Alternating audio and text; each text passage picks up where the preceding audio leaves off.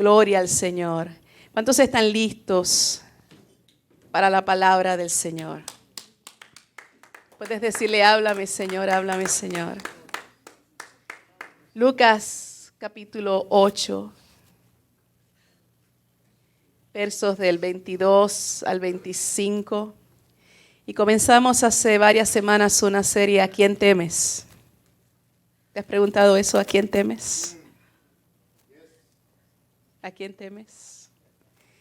Y el mensaje de esta mañana es, ¿dónde está vuestra fe? Lucas capítulo 8, versos del 22 al 25, dice, aconteció un día que entró en una barca con sus discípulos y les dijo, pasemos al otro lado del lago. Y partieron. Pero mientras navegaban, él se durmió y se desencadenó una tempestad de viento en el lago. Y se anegaban y peligraban. Y vinieron a él y le despertaron diciendo, Maestro, Maestro, que perecemos. Despertando, él reprendió al viento y a las olas y cesaron y se hizo bonanza. Y les dijo, ¿dónde está vuestra fe? ¿Puedes decirlo? ¿Dónde está vuestra fe?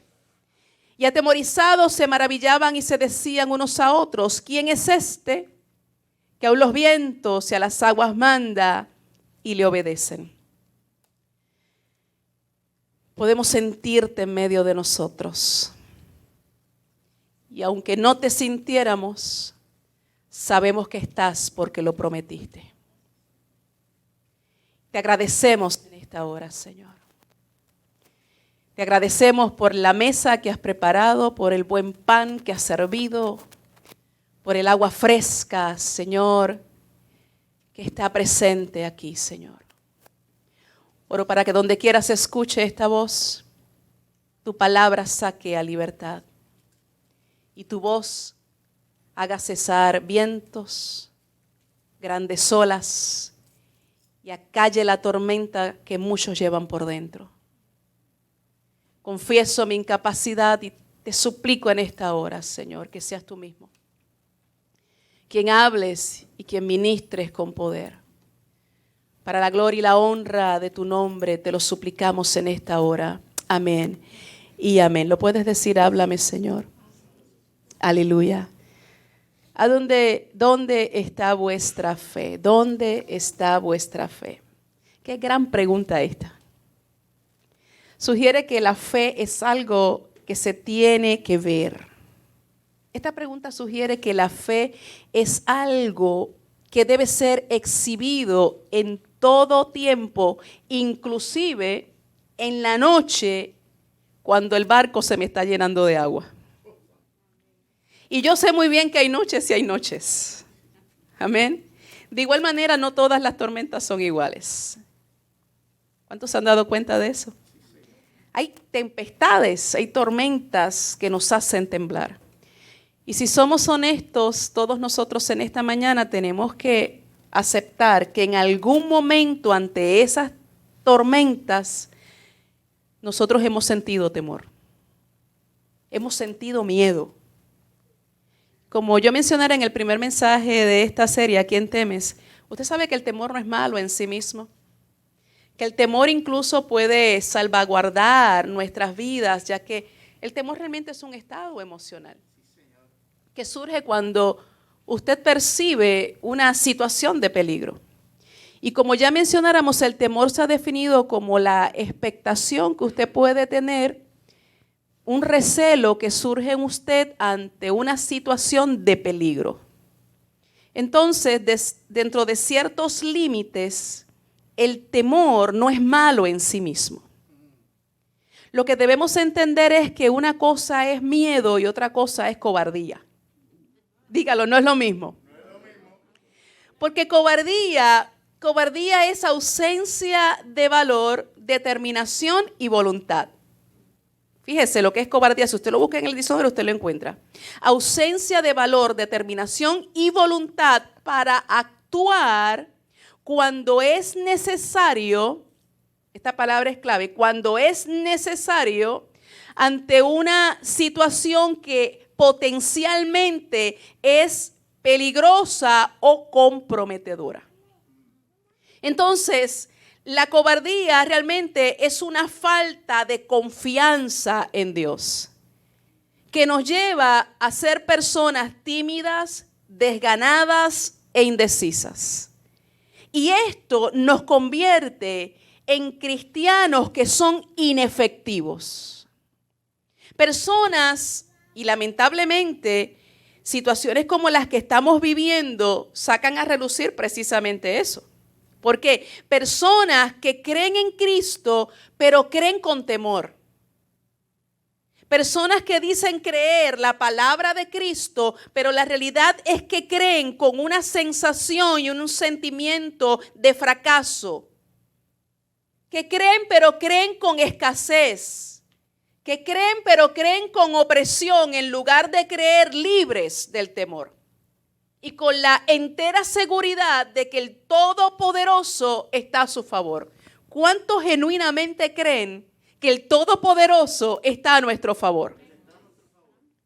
Mire, es importante volver a señalar que con frecuencia el temor, la cobardía, se puede disfrazar de prudencia, precaución o discreción.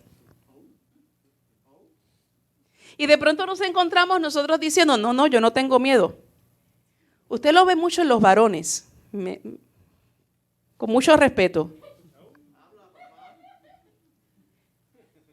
Los varones, algunos de ellos tienen sus fobias a las arañas, a las cucarachas, a los ratones, a los sapos, pero es bien interesante ver a un varón porque usualmente dice, no es miedo, es que no me gusta. Es que no me gusta. Es que me da... Y la realidad es esa, la realidad es que muchas veces disfrazamos nuestro temor y nuestra cobardía, lo disfrazamos con precaución, prudencia, discreción. No, yo no dije nada por discreción, cuando realmente no dije nada por cobardía. ¿Cómo podemos distinguir uno del otro? ¿Cómo podemos saber cuando es prudencia o cuando es cobardía? Mire, la prudencia, dice el diccionario, que es la capacidad de discernir el modo y el momento de actuar frente a una situación determinada. Eso es prudencia. Es el discernimiento que te dice no es el momento o no es la forma. Amén. Pero no es que yo no vaya a hacerlo, es que estoy esperando el momento adecuado para hacerlo, la estrategia adecuada para hacerlo. En cambio, la cobardía consiste en dejar de actuar debido al miedo de enfrentar las consecuencias. En otras palabras, la persona cobarde sabe lo que es correcto, pero aún así decide no hacerlo por temor a las consecuencias. Entonces, una cosa es el discernimiento que me dice no es el momento o no es la forma, y otra cosa es que yo sé que es lo correcto, pero no me atrevo a hacerlo por temor a las consecuencias. No es un secreto que estamos viviendo una época donde impera el temor. Como yo decía en el primer mensaje de esta serie, el temor está de moda. Y vivimos en una época donde impera el temor, el miedo y escasea la prudencia. Es más, yo me atrevo a decir que la estrategia predominante que está utilizando el enemigo de las almas en este tiempo tiene nombre, se llama temor. Porque el temor, la cobardía paralizan. Usted sabe que el temor te puede llevar a construir tu propia cárcel. Y terminas autoconfinándote. Encierros voluntarios. Voluntariamente renuncias a tu libertad y niegas tu potencial en Cristo. Todo cuanto está aconteciendo en este tiempo hace que la pregunta del maestro siga resonando. ¿Dónde está vuestra fe? Y me gustaría que en los próximos minutos resaltemos algunos detalles de este relato, y para eso vamos a ir no solamente a Lucas, que fue lo que leímos, vamos a ver también Mateo y vamos a ver también el Evangelio según San Marcos. ¿Por qué? Porque vamos a construir una historia, porque cada uno da ciertos detalles importantes de esta historia. Así que prepárese usted porque vamos a estar saltando de Lucas a Mateo, de Mateo a Marcos. ¿Por qué? Porque vamos a construir, vamos a recrear precisamente lo que aconteció aquel día. Lucas 8:22 dice, aconteció un día. Lo leímos. No era día de reposo, no era día de ninguna de las fiestas, era un día. En otras palabras, aquel día no tenía nada especial. Era un día como otro cualquiera. Probablemente empezó así, como un día más de la semana.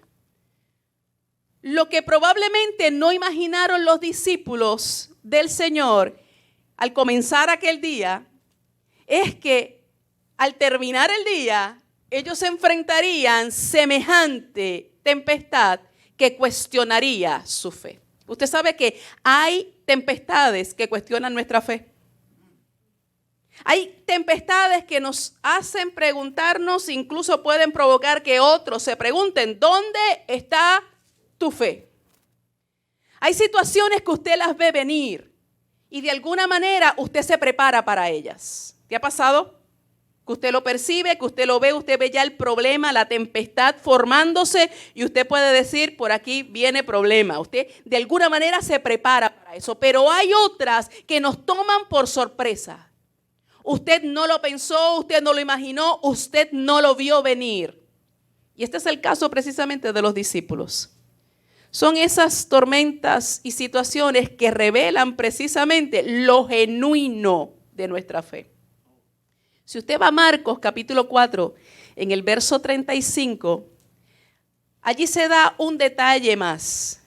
Marcos 4:35 dice, aquel día cuando llegó la noche. Y Marcos entonces nos está indicando que la tormenta ocurre durante la noche. ¿Sabe qué? En lo natural no es lo mismo un ciclón a plena luz del día que durante la noche. ¿Cuántos aquí han pasado tormentas? Tormentas en lo natural. ¿Cuántos han tenido la oportunidad de pasar tormentas durante el día, a plena luz del día? ¿Y cuántos han tenido la oportunidad de pasar tormentas cuando el sol ya se ocultó? Dígame si eso no es cierto, que no es lo mismo. Una tormenta a plena luz del día que una tormenta en la oscuridad. ¿Por qué? Es que la oscuridad tiende a complicarlo todo. No es lo mismo que se te vaya la luz a plena luz del día que se te vaya la luz durante la noche. No es lo mismo. ¿Por qué? Porque la falta de luz complica las cosas porque usted no puede ver. Y si usted no puede ver, usted no puede moverse con libertad. La oscuridad tiende a aumentar los temores y las angustias. ¿Por qué? Porque usted no sabe a ciencia cierta con qué usted se está enfrentando. Durante el día algo suena raro y usted se asoma y dice, mira, es la rama aquella que está golpeando. Pero de noche parece un monstruo. ¿No es o no es cierto? De noche parece que todo se está derrumbando. El no poder ver aumenta temores, el no poder ver aumenta inseguridad. ¿Por qué? Porque ya no podemos apoyarnos de nuestros sentidos. ¿Sabe qué? En aquella barca habían 12 discípulos. De esos 12 discípulos, 4 de ellos eran pescadores de profesión. Si eran pescadores de profesión, entonces yo me atrevo a decir que eran hombres experimentados en la navegación. Pero yo veo 12 discípulos aterrados por el miedo. ¿Qué significa eso? Que las capacidades humanas, la experiencia no estaba sirviendo de mucho. Usted sabe que hay tormentas que llegan de tal forma que tú no te puedes apoyar ni en tus sentidos, ni en lo que tú sabías, ni en lo que tú habías hecho antes, ni en las estrategias que antes te habían resultado. Hay tempestades que te dejan sin recursos, por lo menos en lo natural. Otro detalle importante lo podemos encontrar en Marcos 4:36. Porque Marcos 4:36 da un detalle bien importante. Dice que cuando llegó la noche, Jesús despidió a la multitud. Eso dice la Escritura. Y esto es bien importante. Si usted va a Mateo 8:23, dice que el primero en entrar a la barca fue Jesús. Y sus discípulos lo siguieron. Entonces, esta es la escena. Ellos se levantan, ellos tienen un día ministerial, como solían tenerlo. Cuando llega la tarde, cuando llega la noche, Jesús despide a la multitud y Jesús es el primero en montarse en la barca y luego sus discípulos le siguieron. Toma nota de esto. El seguir a Jesús muchas veces nos va a meter en tormentas.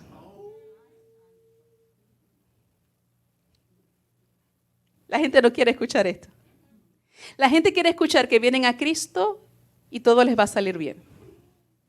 La gente quiere escuchar que vienen a Cristo y Cristo se va a encargar de resolver todas y cada uno de sus conflictos, de sus aflicciones. Y que la vida va a ser todo color de rosas. Pero a mí esta historia me dice que seguir a Jesús me mete en tormentas. Jesús entró primero a la barca porque, como dice Hebreos 12, Él es el autor y consumador de la fe. Amén. Él es el pionero, Él es el que inicia y Él es el que perfecciona nuestra fe. Y aquella tormenta era para perfeccionar la fe de los discípulos, para hacerlos madurar, para que aprendieran a confiar más en su maestro. Si a ti te predicaron un evangelio donde cosas malas no le ocurren a los siervos de Dios, tengo la incómoda encomienda en esta mañana de decirte, te mintieron. Si a ti te predicaron un evangelio donde todo lo vas a entender, tengo que decirte, te mintieron. Si tú vas a la Escritura, ese no es el evangelio que Cristo predicó. Es más, Cristo nos advirtió a sus seguidores que en el mundo tendríamos aflicción. Es más, Cristo le dijo a sus discípulos, algunos de ustedes aquí los van a matar. Pero confíen, porque yo he vencido al mundo. ¿Qué está diciendo esta palabra? Está diciendo que para Dios es más importante lo que Él está haciendo en nuestros corazones, en el espíritu, que en cualquier circunstancia en lo natural que nosotros podamos vivir. Pero como nosotros vivimos solamente en el aquí y en el ahora y no dándole la relevancia a lo que a Dios realmente le importa, que es lo espiritual, nos quedamos dando vueltas en las tormentas. Y cuestionando la fidelidad de Dios, cuestionando la justicia de Dios, cuestionando el amor de Dios. Y vuelvo a decírtelo, seguir a Jesús me mete en tormentas. Porque este es uno de los grandes conflictos y crisis de fe de algunos. Yo te he sido fiel, yo te he servido, yo he tratado de vivir íntegramente, yo he hecho las cosas correctamente y mira lo que me está pasando. Vuelvo a repetírtelo, seguir a Cristo nos va a meter en tormentas. Aquella tormenta era para perfeccionar la fe de sus discípulos. Todo lo que el soberano permite en nuestras vidas, aunque no lo podamos entender, mis hermanos, todo lo que Él permite tiene un propósito y una razón de ser. Otro detalle a señalar es que Jesús entró a la barca y dio una orden. Jesús le dijo a sus discípulos, pasemos al otro lado del lago. O sea, imagínense esto. Después de un largo día de trabajo, de ministración, después de un largo día de atender las necesidades de la multitud, ahora a estos muchachos les toca meterse en una barca y remar para llegar al otro lado. Usted sabe una cosa, no es lo mismo enfrentar situaciones adversas cuando yo estoy fresco, descansado, que cuando estoy drenado, extenuado, cansado. No es lo mismo. Lo que no podemos perder de vista es que Jesús está en la barca. Dígalo, dígalo, Jesús está en la barca. Él está conmigo. Lo que no podemos perder de vista es que mi vida con Cristo es un continuo navegar al otro lado. De hecho, la Biblia dice que somos peregrinos y extranjeros en esta tierra. ¿Qué significa eso? Estamos de pasada. Estamos de pasada, así que no podemos vivir las circunstancias que podemos estar viviendo en el aquí, en el ahora. No podemos vivirlas como si eso fuera lo único. Esto es de pasada. Esto es de pasada. Aleluya.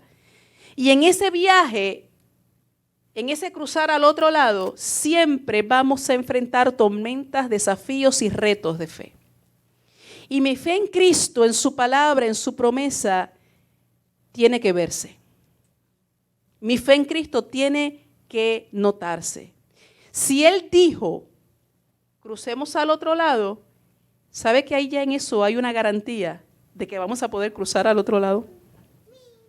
Y que no importa cuán fuerte ruge el viento, no importa si el barco se me está anegando en agua, yo creo que voy a llegar al otro lado. Otro detalle más de este relato, sabe que siempre me ha causado extrañeza, por así decirlo. El hecho de que en medio de una tempestad, y no era una tempestad pequeña, porque dice que era una grande tempestad. Era una tremenda tempestad. El barco se estaba hundiendo. ¿A usted no le causa curiosidad, extrañeza el hecho de que en medio de esta tempestad Jesús esté durmiendo?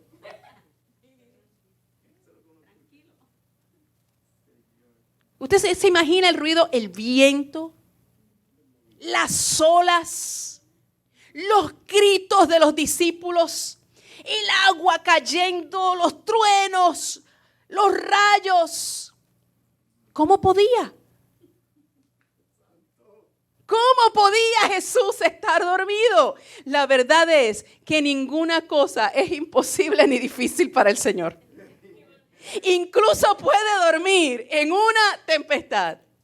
¿Sabe que yo no tengo otra explicación que aquel bendito y profundo sueño del Señor era parte de la prueba de los discípulos? Esa es la única explicación que yo le encuentro a esto. Ellos experimentaron en carne propia lo que nosotros hemos pensado y sentido muchas veces en nuestras tempestades, que se durmió el Señor. ¿Cuántos aquí lo han sentido? El viento, las olas, el agua anegándome. Y uno empieza a preguntarse, Señor, ¿tú te estás dando cuenta de lo que está pasando? Como que Dios se durmió. Como que no está pendiente de mí. Como que no se está dando cuenta el Señor de que todo a mi alrededor está colapsando. ¿Será que está muy entretenido Dios? De pronto hay gente más importante que yo y Dios está ocupado en esa gente. Yo no, mi situación para Dios no es tan importante. Yo he escuchado gente que dice eso. Yo me pregunto, ¿cuánto tiempo habrá transcurrido antes de que los discípulos decidieran despertar al maestro? Porque cuando yo leo en los evangelios, a mí tengo la impresión de que ellos estuvieron un rato intentando por sus propias fuerzas. Tengo como que la impresión de que ellos intentaron llegar al otro lado usando sus propios recursos, sus propias capacidades. Cuando entendieron que no podían con sus propias fuerzas, dice Lucas 8:24, vinieron a él, Lucas 8:24, vinieron a él y le despertaron diciendo, Maestro, Maestro, perecemos. Marcos 4:38 dice, Maestro, ¿no tienes cuidado que perecemos? ¿Lo percibe usted? Hay un tono de desesperación en la voz de ellos. Nos estamos muriendo. Y no solamente hay un clamor de desesperación, hay un reclamo. ¿No tienes cuidado de nosotros? Mira la situación en la que estamos. Y todo por seguirte. ¿Cuántos aquí le habrán podido decir al Señor en algún momento? Si yo lo que estoy haciendo es tu voluntad. Si yo lo que he estado intentando es buscarte más.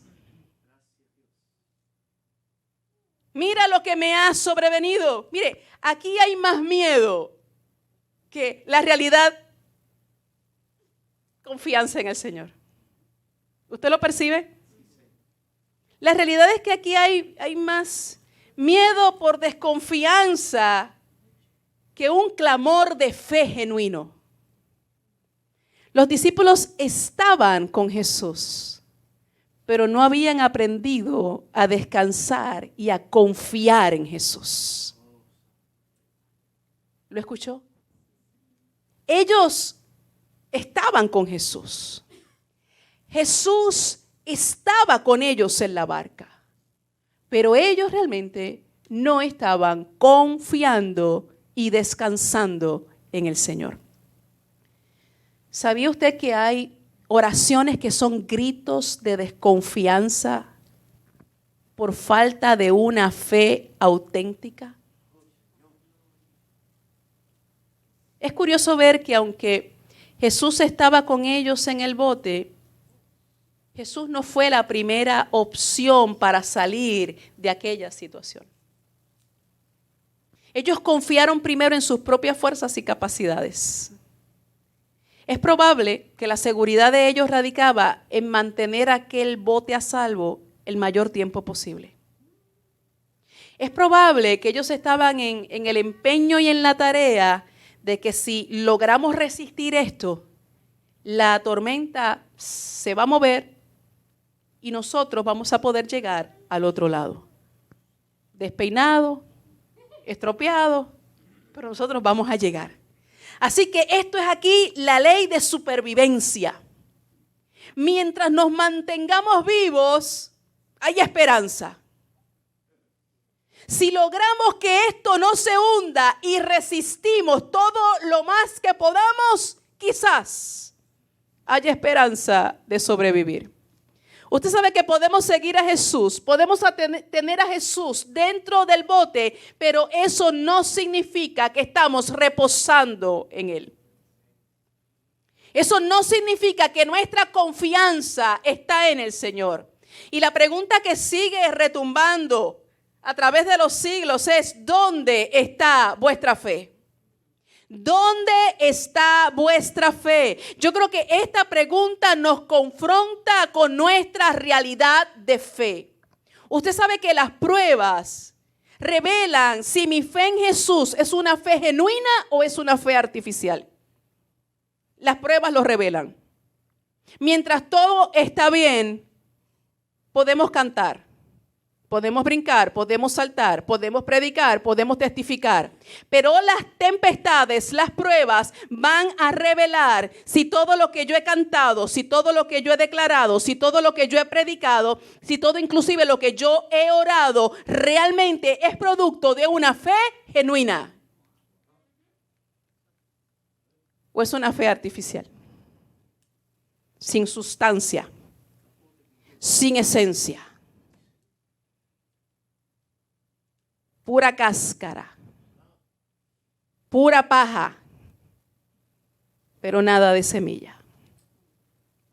¿Sabes que mientras vivamos la vida cristiana más preocupados por lo que sucede en el exterior y por las cosas perecederas, no podremos experimentar el descanso que nuestro Señor Jesucristo nos modela? Un descanso que no depende de las tormentas externas. Y yo sé que hay tormentas que hacen ruido. Yo lo sé. Hay tormentas que se hacen notar. Hay tormentas que aunque usted tenga mucho positivismo y mucho optimismo, Las va a tener que escuchar y las va a tener que ver. Amén. Son una realidad, están ahí. Y sacuden.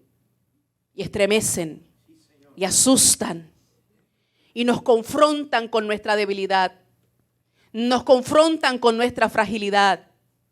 Nos enseñan que somos impotentes, incapaces en nuestros propios recursos y nuestras propias fuerzas. ¿Es o no cierto? Sí, Señor. Pero el Señor nos enseña un descanso que no depende de las circunstancias externas. Usted sabe que la mayoría de los que viven llenos de temor son personas egocéntricas. Oh. Sí. Piensan en ellos primero antes que en Cristo. Dice 1 de Juan 4:18 que el temor lleva en sí castigo, pero el perfecto amor echa fuera el temor. Cuando usted deja que el amor controle su vida, el amor echa fuera el temor, echa fuera la cobardía. Porque todo su interés va a estar puesto no en usted, no en su conveniencia, sino en Cristo y en lo que ama a Cristo. Mire, esta historia nos enseña que las peores tormentas no son las que ocurren externamente,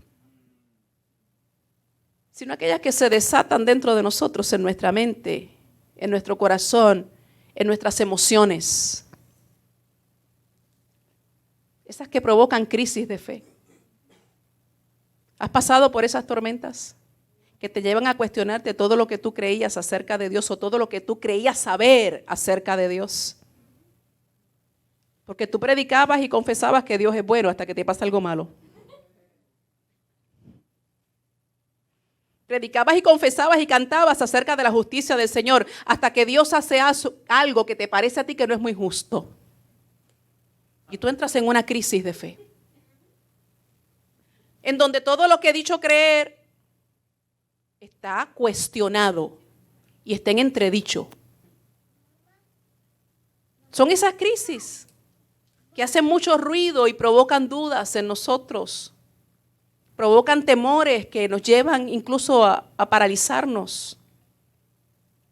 Esas tormentas que no nos dejan ver con claridad. Tormentas de desconfianza precisamente producto de la falta de fe. ¿Sabes que las palabras de Jesús lo evidencian?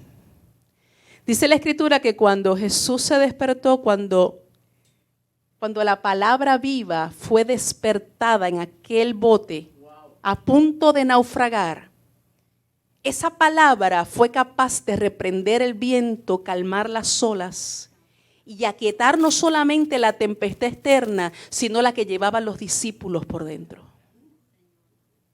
Dice la Biblia que cuando la palabra se escuchó, el viento se detuvo y hubo grande bonanza. No fueron los gritos de desesperación de los discípulos los que calmaron el viento. No fueron los reclamos emocionales de los discípulos los que calmaron el viento. En medio de tu tormenta tienes que aprender a despertar la palabra viva que ya fue implantada dentro de ti. Y me parece a mí que en medio de las tormentas que se están desatando, muchos parecería tener la palabra de Dios dormida dentro de ellos. Hay que despertarla. Porque solo la palabra es la que calma la tempestad. Solo la palabra es aquella que trae grande bonanza, aleluya. Cuando la tormenta pasó, llegó la pregunta: ¿dónde está vuestra fe? Mateo 8:26 lo dice de otra forma. ¿Por qué teméis, hombres de poca fe? Marcos 4:40 dice: ¿por qué estáis así amedrentados? ¿Cómo no tenéis fe? ¿Sabe que la pregunta es exactamente la misma? ¿Por qué no tienen fe? ¿Por qué no confían? Yo estoy con ustedes. Es tiempo, mis hermanos, de que aprendamos a confiar en Cristo y aprendamos a descansar en Él. Han pasado miles de años Y Jesús le sigue haciendo la misma pregunta a sus discípulos. ¿Dónde está vuestra fe? La Escritura nos advierte sobre las cosas que sucederán antes de que el Señor venga por su iglesia. Mire, hay fuertes advertencias en la Escritura sobre toda la tensión y el caos que se vivirá en los últimos tiempos. Algunos están sorprendidos, algunos creyentes están sorprendidos con todo lo que está aconteciendo.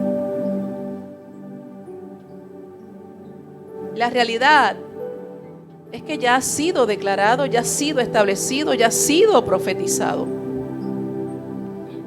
Y el Señor nos ha advertido en su palabra, no para que vivamos en temor, no para que vivamos acobardados, sino para que vivamos confiando en aquel que tiene dominio y control de los tiempos.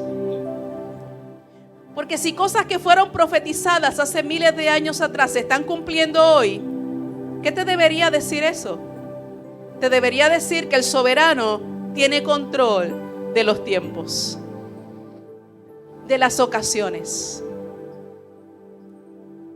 Él es el soberano. Y eso debería darnos paz y tranquilidad porque somos sus ovejas. Juan capítulo 16, verso 33 dice, para que en mí tengan paz. Jesús le advierte a sus discípulos y dice, para que en mí tengan paz. Muchas tormentas se pueden estar levantando. Muchas pruebas van a venir, Él lo advirtió. De hecho, cuando usted va a la historia, usted se da cuenta que pandemias, grandes pandemias, han ocurrido en otras épocas. Guerras, rumores de guerra han ocurrido en otras épocas. Pero como hablábamos mi esposo y yo, para nosotros ni las pandemias ni las guerras son la señal más determinante de que Cristo está a las puertas.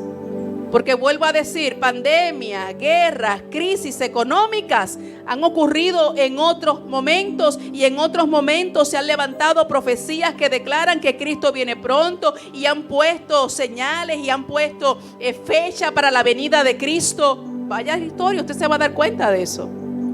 Cuando comenzaron a acontecer guerras y pandemias y virus extraños, la gente comenzó a decir Cristo viene pronto y han pasado 200 años, han pasado 300 años, han pasado 500 años y todavía estamos nosotros aquí. ¿Sabe qué es lo más determinante para poder decir que Cristo está a las puertas? El carácter de los hombres de los últimos tiempos. Que dice el apóstol que serían hombres amadores de sí mismos, impetuosos, no amadores de los padres, irrespetuosos, rebeldes, egocéntricos. Eso es lo que a mí me dice que Cristo está a las puertas. Porque el perfil del hombre de los últimos tiempos está presente en esta era, en este tiempo. Mire la condición de las congregaciones, mire la condición de aquellos que se llaman siervos de Dios, cristianos. Mire la condición, mire la manera en que ellos viven. Eso declara, Cristo está a las puertas. Cristo viene pronto. Les anuncio esto, dice Jesús, para que en mí tengan paz, no para que se llenen de temor, para que en mí tengan paz. Porque yo tengo control de todo lo que está pasando. Cristo es nuestra victoria. Cristo es nuestra seguridad. ¿Cuántos lo pueden decir en esta mañana? Cristo es mi seguridad. Cristo es mi descanso. ¿Por qué no le preguntas a alguien si lo tienes cerca? ¿Dónde está tu fe? ¿Dónde está tu fe? Hoy es mañana de despertar la palabra viva que está dormida dentro de nosotros. Solo ella puede darnos la paz en medio de las tormentas. Aleluya. Si estás pasando por tormentas, porque ahí mismo donde estás no te pones de pie. Tú que puedes estar escuchando desde tu casa, desde cualquier otro lugar. ¿Por qué no haces el ejercicio en esta hora de despertar la palabra viva, como lo hicieron los discípulos? Allí en aquel bote estaba la palabra viva, aleluya, el logo, la palabra. Y no solamente el logo, allí estaba la rema también. La palabra viva, personificada estaba allí. Lo que ellos despertaron fue la palabra. Despierta la palabra en esta hora, Señor. Vientos de tormenta, ruidos que estremecen, rumores que alteran los sentidos. Muchos viviendo en angustia, temor, incertidumbre. Aparte de lo que mundialmente se puede estar viviendo, hay grandes conflictos internos, existenciales, familiares, laborales. Clamamos en esta hora para que tú, que eres la palabra viva, te escuches en medio de nuestras tempestades y tormentas. Solo tú puedes calmar el viento, solo tú puedes calmar el mar, solo tú puedes provocar paz en nosotros. El enemigo nos quiere viviendo en angustia y en temor, pero tú ya has comprado una paz a precio de sangre. En el nombre poderoso de Jesucristo, hablamos al alma turbada en esta hora. Hablamos a la mente confundida en esta hora. Hablamos al espíritu aprisionado, encadenado en esta hora. En el nombre poderoso de Cristo Jesús. Ahora hablamos para que sean libres, libres por el poder de tu palabra. Gracias, Dios. Cerca de ti, que sea real el cielo en mí. Quiero escuchar los ángeles cantar a una voz. Aleluya, Santo, Santo, Dios poderoso, el gran yo soy. Tú eres digno, no hay otro poderoso, el gran yo soy.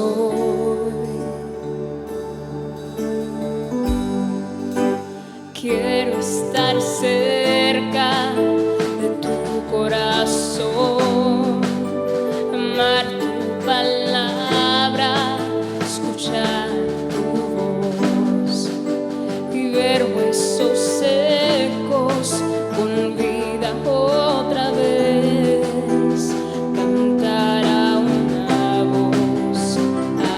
Aleluya, Santo, Santo, Dios poderoso.